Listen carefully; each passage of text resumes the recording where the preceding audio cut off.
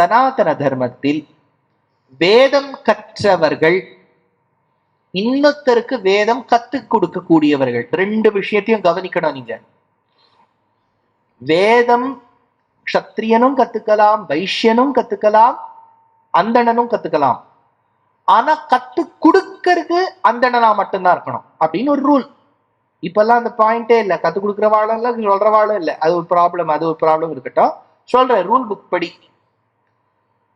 எவன் ஒருவன் கற்றுக்கொண்டு கற்றுக் கொடுக்கின்றானோ அவன் மாம்சம் புஜிக்க கூடாது அப்படின்னு ஒரு ரூல் ஆயிட்டு. அப்படின்னா அந்தணர்கள் மாம்சம் சாப்பிடக்கூடாது. ஆனா இதுல எல்லாம் உங்களுக்கு ஒரு ஃப்ரீ ஆஃபர் சொல்றேன். திரேதா யுகத்துல சில பிரமாணங்கள் பார்த்தா அந்தணர்களும் மாம்சம் சாப்பிட்டதாக இருக்கு. ஏன்னா திரேதா யுக கணக்குல மாம்சத்தை பிராமணனும் சில காலகட்டங்கள்ல சாப்பிடலாம் ரூல் இருந்தது. துவாபர யுகத்திலையும் கலியுகத்திலையும் தர்மசாஸ்திரத்துல அந்த ரூலை எக்ஸாம் பண்ணி பிராமணர்கள் சாப்பிட கூடாதுன்னு இருக்கு. க்ஷத்ரியாள் வைஷ்யாள் சாப்பிடலாம். சாப்பிடணும் இல்ல, சாப்பிடலாம். இப்ப அவளுக்கு இன்ட்ரெஸ்ட் இல்ல சார், எனக்கு மாம்சத்துல இன்ட்ரெஸ்ட் இல்லைன்னா தாராளமா மாம்சம் சாப்பிடாமையும் இருக்கலாம். இப்ப நிறைய நீங்க ஃபாரின் கண்ட்ரீஸ்க்கு போயிட்டேன்னா இப்ப வீகன் ஒரு ஃபுட் இருக்கு, கேள்விப்பட்டிருக்கா? அவ பாலியே தொடறது இல்ல, மாடை விட்டுருங்க. மாட்டினுடைய பால், தயிர், வெண்ணையே சாப்பிடுறது இல்லை. ஏன்னா அந்த பால் எல்லாம் கண்ணுக்குட்டிக்கு தான் போகணும், தேன் சாப்பிட மாட்டா. நிறைய விதேசங்கள்ல நமக்கு என்னன்னா, நம்ம பாரத தேசத்துல வெஜிடேரியனா இருங்கோன்னு சொல்லிட்டா ஒரு பெரிய ப்ரொட்டஸ்ட் இருக்கும். வெஸ்டர்ன் கண்ட்ரீஸ் வெஜிடேரியன் தான் சாப்பிடணும்னு சொன்னா உடனே சப்போர்ட் பண்ணுவோம். இல்ல சார் யூஎஸ்லயே சொல்லிட்டா சார், யூஎஸ் சொல்லிட்டான்னா வெஜிடேரியனா இருக்கணும்னா நமக்கு பெருமை. பாரத தேசம் சொல்லிட்டுனா ரொம்ப இது. பிராணாயாமம் பண்ணா வசத்தின்னு நம்ம தேசத்துல சொன்னா மட்டும். இதே வெஸ்டர்ன் கண்ட்ரீஸ்ல if you do breathing rhythmic exercises அப்படின்னா ஓ வண்டர்ஃபுல். இல்ல ஏன்னா இங்க சொல்லக்கூடியவாள்லாம் மகரிஷிகள் பாவம் இந்த ஒரு வேஷ்டியை, கிழிஞ்ச வேஷ்டியை போட்டுன்னு சொல்றா. அங்க அழகா டை சூட் கோட் எல்லாம் போட்டுன்னு என்ன ஸ்டைலா இருக்கு. அதனால மாம்சம் புஜிக்கலாம் சில திரைவர்ணிகர்கள். திரைவர்ணிகான்னு நான் சொல்றது பிராமணனை தவிர்த்து. ஆனால் அதுலயும் எல்லா மாம்சத்தையும் புஜிக்கலாம்னு சொல்லல. ஏன்னா சில மாம்சங்களை புஜித்தால் உடம்புக்கு கேடு அப்படின்னு சாஸ்திரம். 5 நகங்களோடு கூடிய 5 மிருகங்களுடைய மாம்சத்தை சில நாள் சில விதத்துல தளிக பண்ணி சாப்பிட்டால் உடம்புக்கு எந்த கேடும் இருக்காது. ஏன்னா இப்ப டாக்டர்ஸ் கிட்ட போனா கூட சொல்றா பாருங்க, ரெட் மீட் சாப்பிடாதீங்கோ, கொலஸ்ட்ரால் சேரும் அப்படின்லாம் சொல்றா இல்லையா? அதே மாதிரி சாஸ்திரமும் சொல்றோம். மொத்தத்துல பாயிண்ட் என்ன? சனாதன தர்மம் எல்லாரும் வெஜிடேரியனா இருக்கணும்னு ரூல் சொல்லல. Vegetarianism is preferable. ஏன்னா லைட்டா சாப்பிட்டோன்னு வச்சுக்கோங்க. எப்பவுமே நீங்க ஒரு பயாலஜி படிச்சவரையே போய் கேட்டேன்னா பிளான்ட் செல்ஸை டைஜஸ்ட் பண்றது ஈஸி. அனிமல் ஃபிளஷை டைஜஸ்ட் பண்ணோம்னா நம்ம body has to spend some more energy. அதுல புரோட்டீன் இருக்கும், எக்ஸ்ட்ரா மினரல்ஸ்லாம் இருக்கும், நான் இல்லைன்னு சொல்லல. ஆனா ப்ரிஃபரபிள். இப்ப ராமர் என்ன சார், அவர் நான் வெஜிடேரியன். கடவுள் நான்வெஜ் சாப்பிடுவாரா? எந்தெந்த அவதாரத்துல எந்தெந்த வர்ணத்துல பிறக்கிறாரோ அதுக்கு ஏத்த மாதிரிதான் சாப்பிடணும். ரொம்ப முக்கியம். இப்ப கருடனுக்கு என்ன சாப்பிட்டார்? கருடன் புளியோரை சாப்பிட்டார் சார். கருடனுக்கு புளியோரைன்னா உசுறு சார். அப்படியே தத்தியோனத்தை தொட்டு சாப்பிடும். கருடன்னா பாம்பு தான் சாப்பிடுவார். அந்தந்த வர்ணத்துக்கு அந்தந்த உடலுக்கு ஏத்த மாதிரி என்ன சாப்பிடணுமோ அதுதான் சாப்பிடணும். இது ரூல். அந்த மாதிரி இப்ப ராமருக்கு கொண்டு இந்த பழங்கள் அது இதெல்லாம் வச்சுட்டான் யாரு? குகப்பெருமான். குகப்பெருமான் வச்ச உடனே ராமர் சாப்பிட மாட்டேன்னு விட்டார். எடுத்தா இது உடனே ப்ரொடெஸ்ட் பண்ணுவா எல்லாரும்.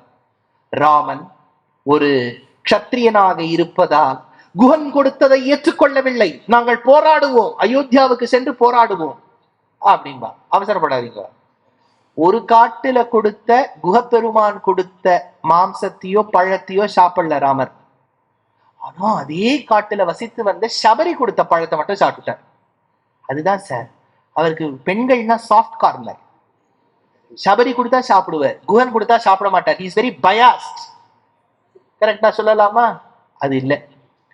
குஹப்பெருமான் முதல் நாள் கொடுக்கும்போது சாப்பிடல, அடுத்த நாள் கொடுத்த போது சாப்பிட்டுட்டார். இது என்ன சார் டபுள் ஸ்டாண்டர்ட்ஸா இருக்காரு சார் இவர். முதல் நாள் சாப்பிட மாட்டேங்கிறார், அடுத்த நாள் சாப்பிட்டுட்டார். எங்களுக்கு எல்லாம் பிலானியில இருக்கும்போது இன்டர்வியூ இருக்கும். இன்டர்வியூக்கு போயிட்டு வந்தவாளெல்லாம் நாங்க கேட்போம், என்னடா கேள்வி கேட்டா அப்படின்னு. ரொம்ப நல்லா படிச்சவன் ஒருத்தன் எங்க பேட்ச்ல இருந்தான். அவனுக்கு இன்டர்வியூ நடந்தது.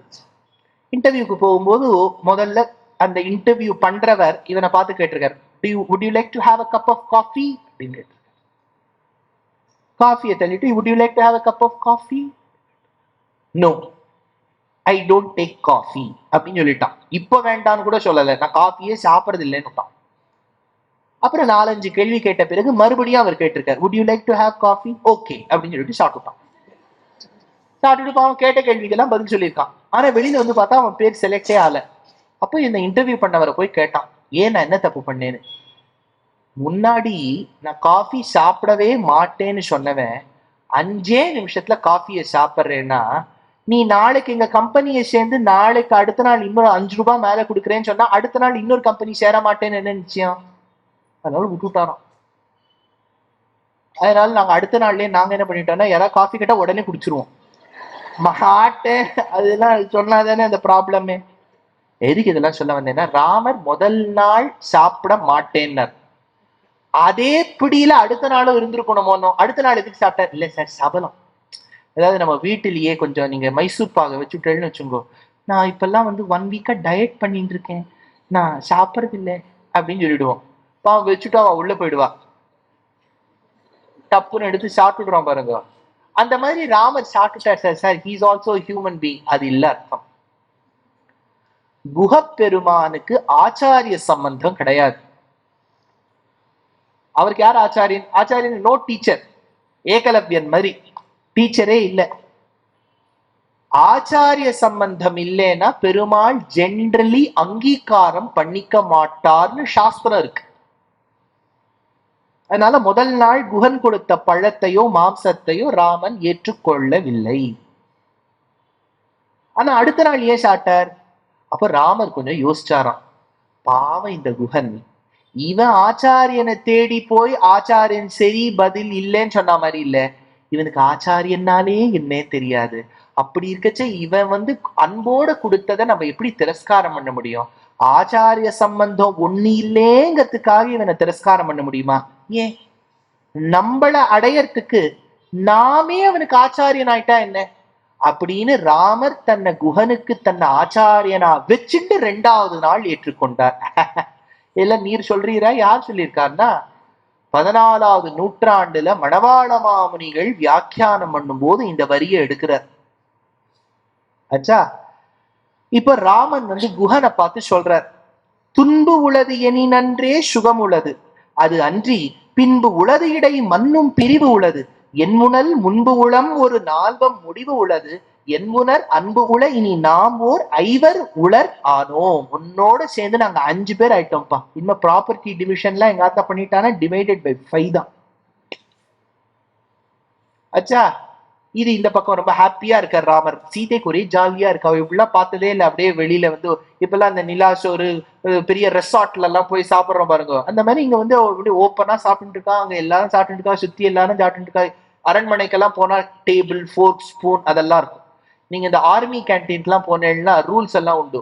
நான் கேள்விப்பட்ட வைக்கும் சொல்றேன், நீர் யாருன்னா ஆர்மியில உழைச்சிருக்காரான்னு கேட்காதீங்க. மேக்சிமம் உழைச்சது இந்த ஹவுஸ் யுவர் ஜோஷ், அவ்வளவுதான் எனக்கு தெரியும். அதுக்கு மேல எனக்கு ஆர்மிலாம் தெரியாது.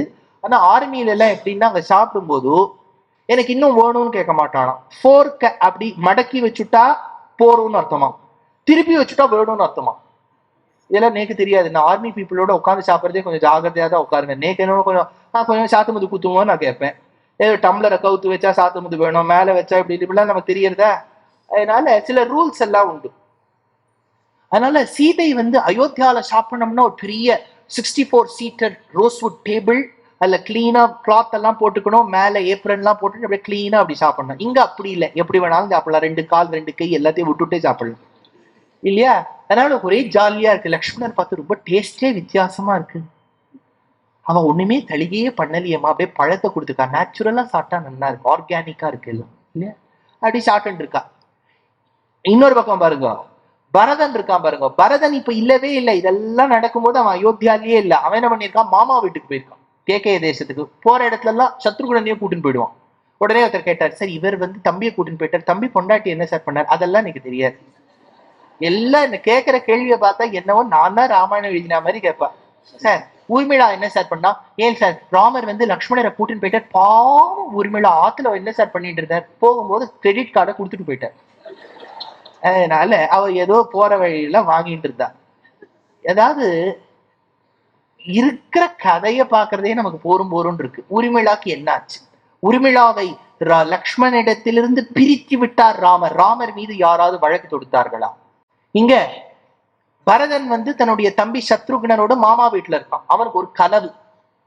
இது பாருங்க, சாஸ்திரத்துல சில நேரங்கள்ல கனவு வந்தால் அதை வச்சுட்டு குறி சொல்லுவதுன்னு ஒரு வழக்கம் உண்டு. அப்படி சொல்லிட்டேன்னு வச்சுக்கோ, தப்பி தவறி எல்லாரும் என்கிட்ட வரிசையா எழுத ஆரம்பிச்சிருவா. சார் எனக்கு இன்னைக்கு கனவு வந்தது, பள்ளி காலில் விழுந்தது. என்ன ஆகும், பள்ளி காலில் விழுந்தா நாங்க உதறிட்டு போங்க, அவ்வளவுதான் இல்லையா? அதெல்லாம் அந்த கேலண்டர்ல எல்லாம் பின்னாடி போடுவான், பள்ளி தலையில் விழுந்தால் இது, காலில் விழுந்தால் இது, வயிற்றுல விழுந்தா அது, ஹிட் அடிச்சிருங்க, அவ்வளவுதான், போயிடும். அதனால இதெல்லாம் நமக்கு சொல்ல தெரியாது. ராமாயணத்துல இருக்கிறத சொல்றேன். அவனுக்கு ஒரு கனவு என்னன்னா, அவ அப்பா தசரதர் நக்னனாய், நக்னன்னா தெரியும் இல்லையா, உடம்புல ஒரு ஆடை இல்லாமல் முண்டனம் செய்து கொண்டு, முண்டனம்னா என்ன, மொட்டை அடிச்சுண்டு. இதுல அடிக்கடி உபன்யாசத்தை சொல்லுவேன், மறுபடியும் உங்களுக்கு எல்லாம் சொல்றேன். 40 விதமான சம்ஸ்காரங்கள் பிறந்த ஆணுக்கோ பெண்ணுக்கோ செய்ய வேண்டும்னு தர்மசாஸ்திரம் சொல்றது. பிறக்கிறதுக்கு முன்னாடி பும்சவனம், சீமந்தோன்னயனத்திலேருந்து ஆரம்பிச்சு வளகாப்புலேருந்து, வளகாப்புல நான் அதுவும் ஒரு பாயிண்ட் சொல்லுவேன், கிளாஸ் வளையல் போடக்கூடாது. சாஸ்திரப்படி கிளாஸ் வளையல் போடக்கூடாது.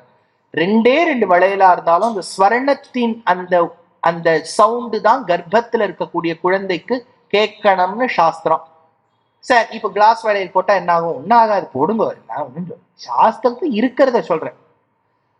சார் கிளாஸ் வளையல் எவ்வளவு அழகா இருக்கு சார், அழகாதான் இருக்கு, ஆனா சாஸ்திரத்துல போடக்கூடாதுன்னு இருக்கேன். அதுதான் அதுல பியூட்டி. சரி, நான் சொல்லிட்டேங்கிறதுக்காக பயப்படாதீங்க, நீங்க போடுறத போட்டுட்டு இருக்கோம். பல பேர் ரொம்ப கவலைப்பட ஆரம்பிச்சிருவா, என்ன போட்டா என்ன ஆகும், போட்டாலாம் ஒன்னும் ஆகாது, அதெல்லாம் பெருமாள் ஒரு நாளும் நம்மள தண்டைன்னு எல்லாம் பண்ண மாட்டார், நம்ம பெரியவாழ்ல வேண்டான்னு வச்சிருக்கா, அவ்வளவுதான். ஆயிடுதா?